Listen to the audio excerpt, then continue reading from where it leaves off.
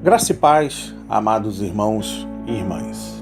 Estamos retornando para dar continuidade à campanha de orações combatendo a mentira. Estamos nos dirigindo para o segundo dia da campanha. Hoje, iremos meditar no livro de Provérbios, capítulo 17, versículo 7. E a palavra do Senhor diz: ao insensato não convém a palavra excelente, quanto menos ao príncipe o lábio mentiroso. Entendendo este versículo, é uma contradição o tolo falar bem ou o príncipe mentir. Não convém existir tal impropriedade.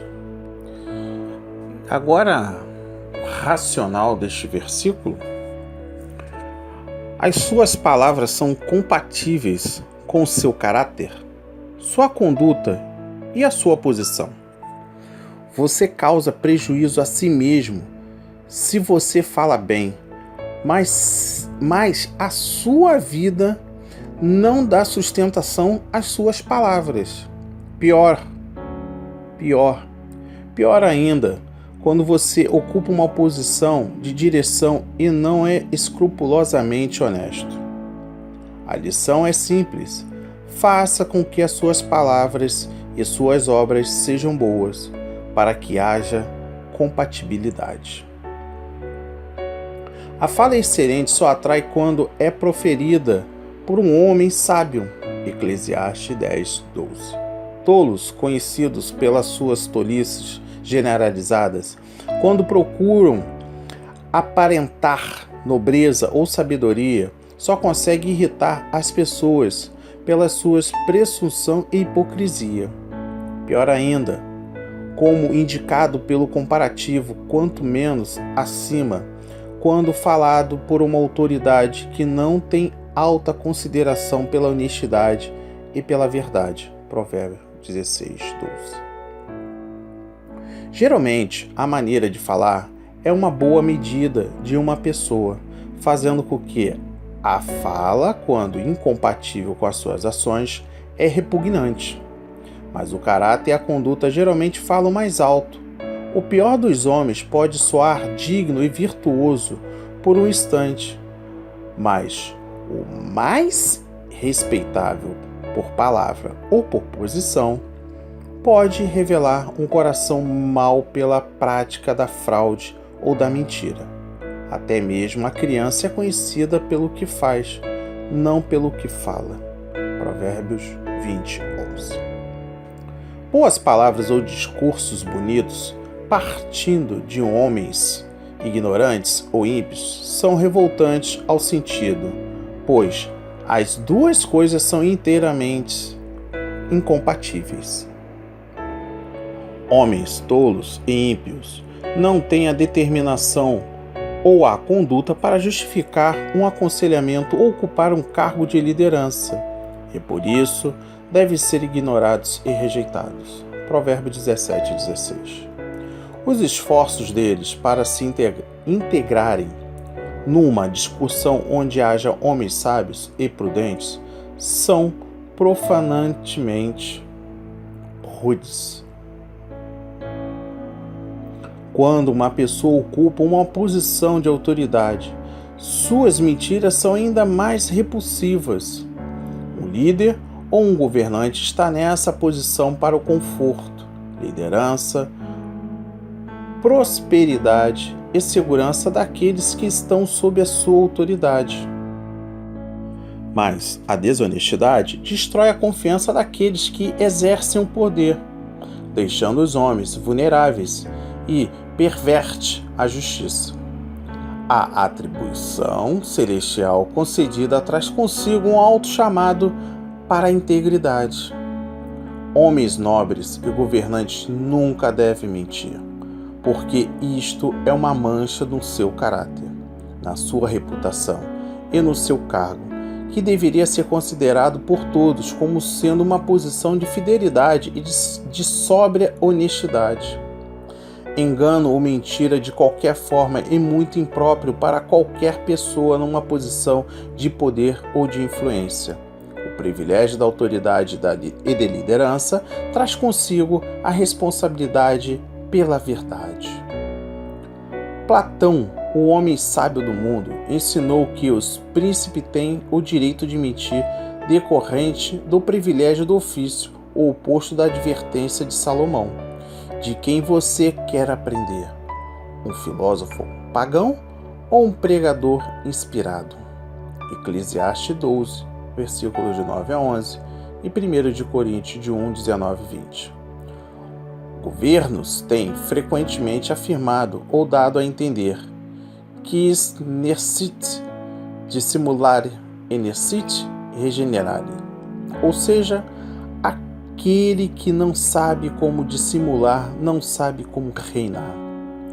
Mas são cegos guiando cegos, e eles e os seus seguidores cairão numa vala de problemas e de destruição. Mateus 15, versículo 12 a 14. Finalmente, tem havido governantes sábios que conhecem o valor da veracidade do cargo. Luís IX da França disse: se a verdade for banida do restante do mundo, ela deve ser preservada no peito dos príncipes. E o rei Afonso de Aragão, que leu a Bíblia inteira 14 vezes, declarou: uma palavra do príncipe deve dar mais segurança do que o juramento de uma pessoa privada. Provérbio 16:10. Finalmente, honestidade e verdade preservam o trono e líderes, para que os que estão sob autoridade encontrem conforto, paz e segurança na convicção das palavras dos seus governantes. Grandes reis se alegram na justiça e na maneira correta de falar que flui de um coração puro. Provérbios 16:13 e Provérbios 22:11. Eles sabem que a verdade preservará seus reinados. Provérbio 12:19. E que as mentiras corromperão sua corte. Provérbios 29:12. Se houve um rei cujos lábios nunca chegaram perto de mentir, Jesus Cristo, a fiel e verdadeira testemunha. Ele é a verdade. Ele é a palavra da verdade. Ele trouxe a graça e a verdade e deu testemunho da verdade. Em comparação, Davi e sua família empalidecem.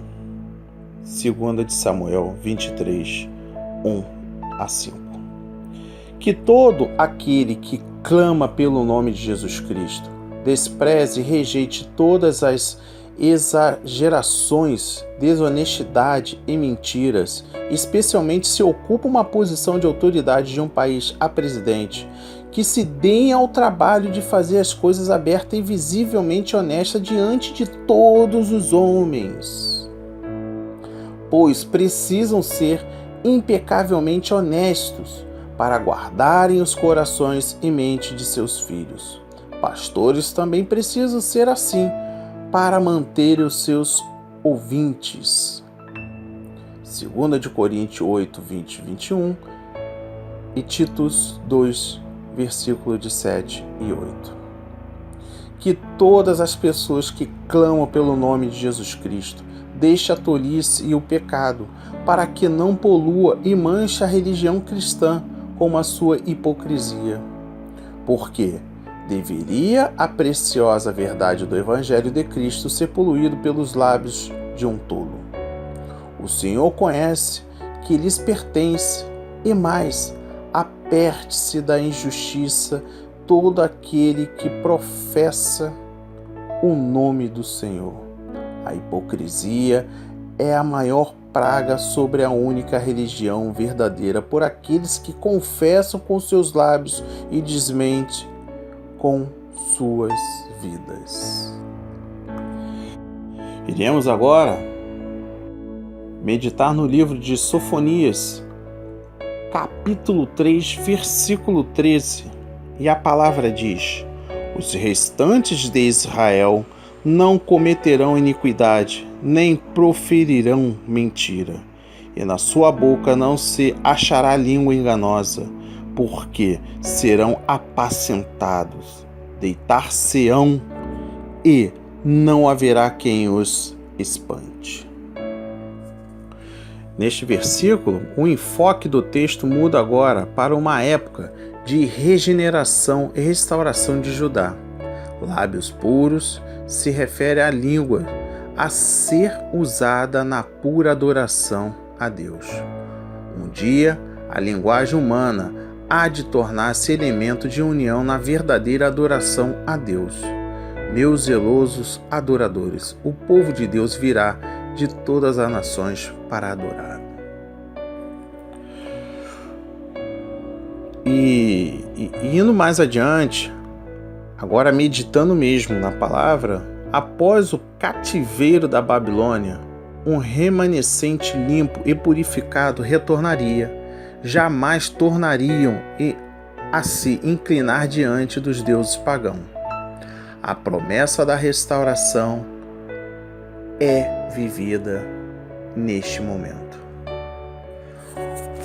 Neste exato momento, meu irmão, minha irmã, o que Deus quer fazer é purificar o seu lábio, os nossos lábios, para que possamos verdadeiramente adorá-lo e a servi-lo com integridade. A única coisa que temos a fazer é responder à sua intervenção a nosso favor. E ele continuará a trabalhar em nós e através de nós. Assim a promessa se retornará realidade. O remanescente de Israel confiará no nome do Senhor.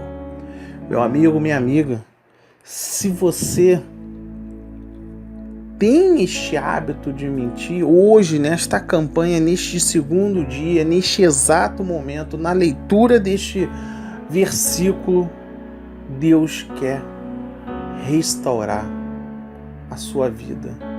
Deus quer limpar os seus lábios. Deus quer lhe fazer um grande homem e uma grande mulher. Permita que Ele haja na sua vida. Permita que Ele venha limpar os seus lábios. Iremos meditar agora no livro de João, capítulo 8, versículo 44. A palavra diz: vós sois do diabo, que é vosso pai, e quereis satisfazer-lhe os desejos. Ele foi homicida desde o princípio e jamais se firmou na verdade, porque nele não há verdade. Quando ele profere mentira, fala do que ele é próprio, porque é mentiroso e pai da mentira. Agora é um momento importante.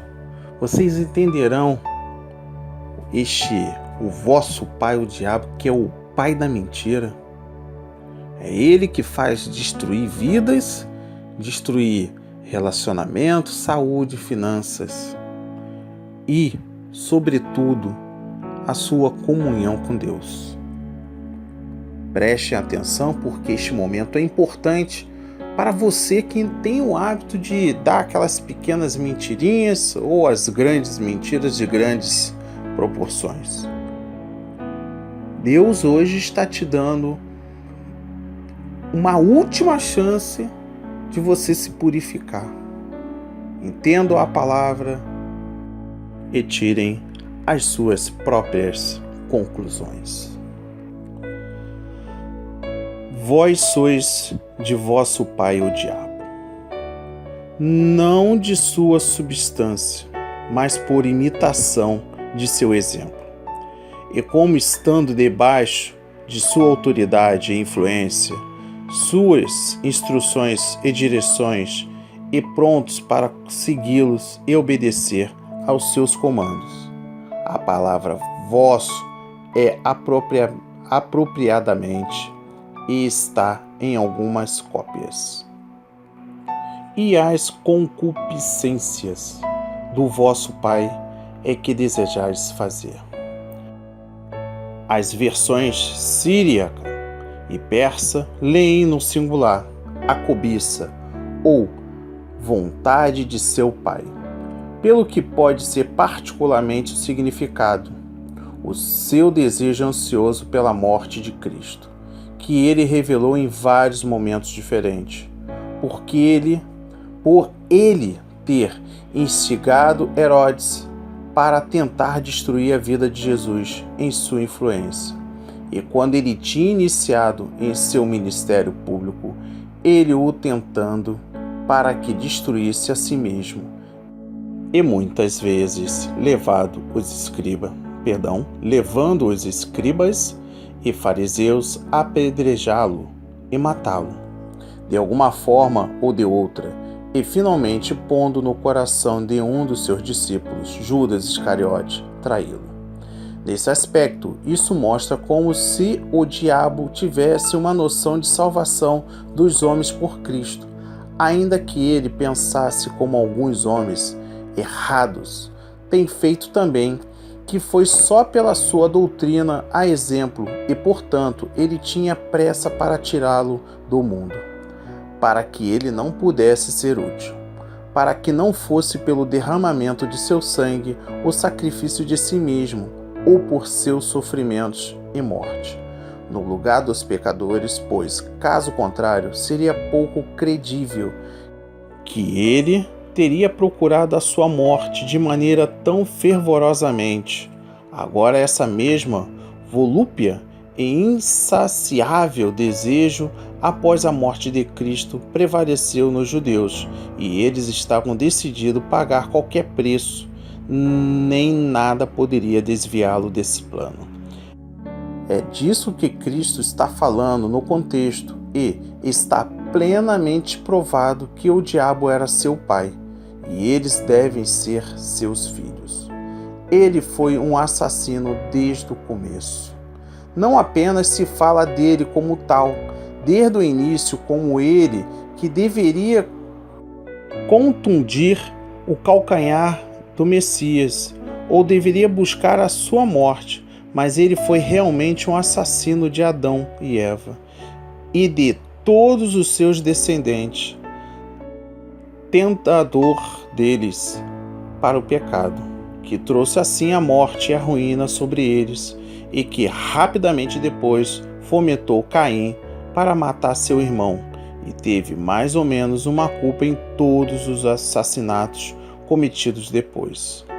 E tem sido em todas as idades, e ainda é um assassino de alma dos homens, e portanto é justamente chamado de Abaddon e Apolion, o que significa destruidor.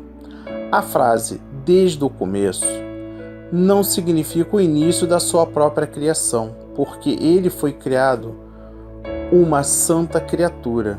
Estava na verdade, embora ele não permanecesse firme nela, e estava em um estado feliz, apesar de ter perdido este mesmo. Nem estritamente o princípio dos tempos ou da criação do mundo, que foram pelo menos alguns dias antes da queda do homem, quando o diabo iniciou como assassino. Mas ele está muito próximo. Portanto, essa frase é feita uso, a versão siríaca averte assim, desde o Bereshit, que é a primeira palavra da Bíblia hebraica e é frequentemente utilizada pelos rabinos judaicos para os 6 dias da criação. E se Adão caiu, como alguns pensam, no mesmo dia em ele foi criado, poderá ser devidamente dito que o diabo era um assassino desde então. Filo, palavra da serpente de Eva, como assassino dos homens, aplicando a este propósito o texto antes referido em Gênesis 3:15.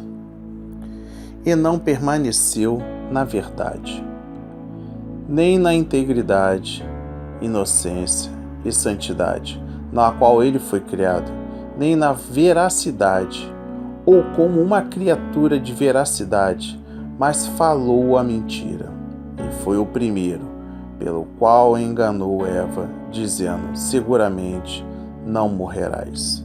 Gênesis 3:4. Quando Deus havia dito que eles iriam, Gênesis 2:17, nem na verdade do Evangelho, que foi, pelo menos em parte, feito manifesto a ele, particularmente que o Filho de Deus devia se tornar homem, e nessa natureza ser a cabeça dos anjos e homens. Isto ele e seus associados. Orgulho de seus corações, não suportando que a natureza humana devesse ser exaltada acima delas. Abandonaram a sua primeira posição, quebraram sua aliança com Deus e se tornaram rebeldes contra ele. Porque não há nele verdade. Não que isso seja uma razão do porquê ele não continuou na verdade, pois havia originalmente verdade nele, embora ela não habitasse nela. Mais uma razão mostrando que não havia nenhuma nele agora, visto que ele havia caído dela e não se apagara a ele mais. Não há verdade nele que seja natural e genuína e essencial a ele, e se em qualquer momento ele a fala, não é de seu coração, mas porque é forçado a isso, ou tem um plano iníquo. Quando ele fala mentira, ele fala de si mesmo. Ou seja, o que lhe é natural de sua própria disposição é a aprovação, pois é um mentiroso e o pai da mentira. Ele é um mentiroso tão cedo quanto se tornou um assassino, ou mais cedo. Foi como uma mentira que ele matou, e assim assassinou nossos primeiros pais. E ele tem continuado desde então. Ele foi o primeiro autor de uma mentira. A primeira mentira já contada foi contada por ele. Ele foi o primeiro inventor dela. Ele foi o primeiro a começar com isso. Nesse sentido, a palavra pai é usada em Gênesis 4:20. A serpente é chamada pelos judeus cabalísticos o lábio da mentira ou o lábio mentiroso. E encerro este segundo dia da campanha meditando em 1 de Timóteo 4, versículos de 1 a 3. Ora, o Espírito afirma expressamente que, nos últimos tempos, alguns apostatarão da fé e, por obedecerem a espíritos enganadores e a ensinos de demônios, pela hipocrisia do que falam mentiras e que têm cauterizada a própria consciência, que proíbem o casamento e exigem abstinência de alimentos que Deus criou para serem recebidos como ações de graça pelos fiéis e por quanto conhecem plenamente a verdade. Entendendo os versículos, Paulo dá início aqui a uma série de instruções especiais a Timóteo.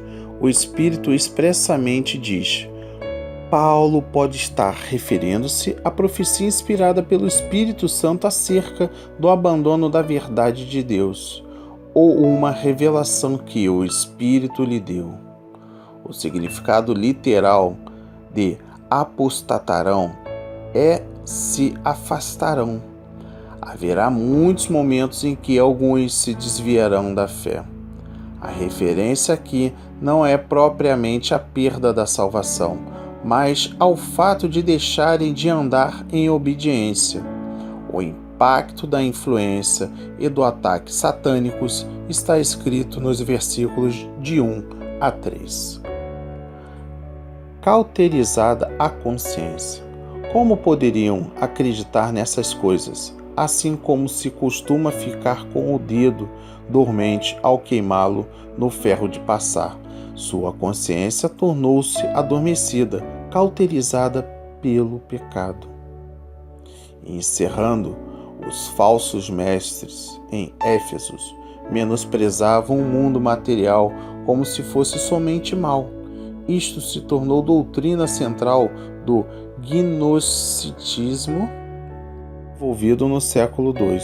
Todavia, em Gênesis 1:31, tudo que Deus criou foi por ele considerado muito bom.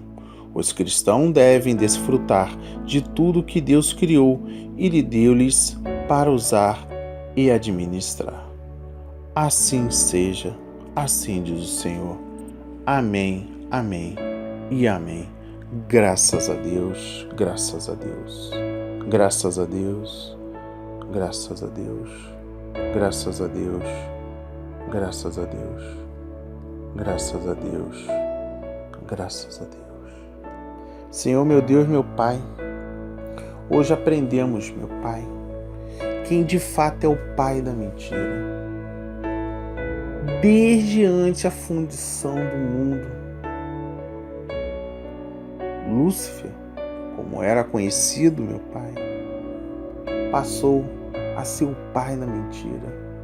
E ele hoje é o grande responsável por tantas perdas, por tantas vidas ceifadas. Mas sabemos também, Pai, que nem tudo sempre é culpa do diabo. Sim, devemos sim, meu Pai, nos preparar, nos alimentar, mudar o nosso caráter. Porque quando há divergências, quando há desvio de caráter, muitos atribuem a falta de caráter como obra satânica. Sabemos sim que é obra dele, mas devemos sim assumir o nosso caráter. Que hoje, meu Pai, que essa pessoa que esteja ouvindo esta campanha de orações, neste segundo dia da campanha Combatendo a Mentira, que ela seja purificada, meu Pai, porque há de ser salva, para que ela possa, sim, dar o seu testemunho, dar a volta por cima e ser uma nova pessoa, uma nova criatura, assim como todos são e serão do vosso rebanho. Assim seja, em nome do Senhor Jesus Cristo. Desejo a todos proteção, saúde, paz, misericórdia e que afaste de todo o mal, de toda essa raça imunda que profana a mentira, a inveja, a cobiça. Que Deus nos coloque no caminho do correto, assim como vem fazendo há mais de um ano com um projeto, salvando, levando a palavra, instruindo e capacitando. Em nome do seu Filho Jesus. Amém, amém e amém. Graças a Deus.